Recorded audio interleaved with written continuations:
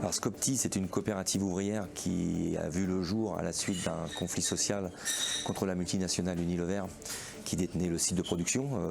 En septembre 2010, ils annoncent la fermeture. On est 182 salariés, on lutte jusqu'au bout à 76, ce qui est déjà important. Et sur les 76, à l'issue de l'accord de fin de conflit qu'on arrive à arracher à Unilever, on crée une coopérative ouvrière dans laquelle on a permis à tous, les 76, de rentrer. Sur les 76, on est 58 à avoir fait l'acte de candidature d'être coopérateur. 58 46 avaient le besoin et la volonté d'être salariés. On a salarié les 46. Aujourd'hui, on a encore 39 salariés dans la coopérative. Oui, dans les 5 piliers France Active, on les coche.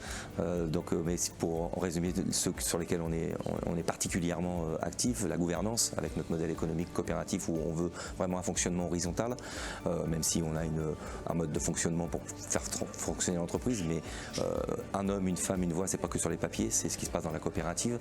Et puis au niveau écologique, au niveau de la transition écologique, dès le départ, nous on est reparti sur une entreprise sans aucun arôme artificiel, comme le faisait notre ancien employeur, et uniquement avec des produits naturels, et surtout en ayant la volonté de relancer la filière des plantes aromatiques et médicinales dans notre région en travaillant le plus possible en circuit court.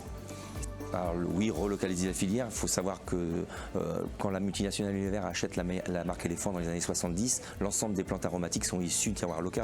Je vais prendre l'exemple du tilleul, mais ça s'applique aussi à toutes les autres plantes qui poussent dans nos régions. À l'époque, la cueillette du tilleul en France était 450 à 500 tonnes. Aujourd'hui, c'est plus que 10 à 15 tonnes parce que ces multinationales, eux, mais comme les autres, vont chercher les produits à l'autre bout de la planète, leur font faire des circuits de fou pour les optimisations fiscales et ensuite maintenant conditionnent en Pologne pour finalement venir vendre la marque Éléphant qu'en France, parce qu'ils vendent la marque Éléphant qu'en France. Nous, toujours en prenant l'exemple du tilleul, on fait un petit peu plus simple. On travaille directement avec les producteurs de la Drôme provençale, à Buis-les-Baronnies. Tous les ans, on fait une cueillette en direct avec le syndicat des tilleuls des Baronnies. Ça fait 160. Alors, c'est cultivé sur place, cueilli sur place, séché sur place, coupé à la petite coupe infusette qu'on a besoin, puisque nous on est une usine de conditionnement de thé d'infusion en sachet individuel.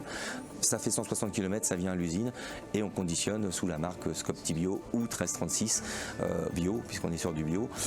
Sur le collège des ambassadeurs de France Active, on y a toute notre place, puisque à chaque fois qu'on est sollicité pour venir raconter notre histoire, la lutte, mais aussi surtout le modèle coopératif qu'on a mis en place avec notre mode de fonctionnement et avec les valeurs qu'on porte, à chaque fois qu'on peut témoigner, on vient témoigner.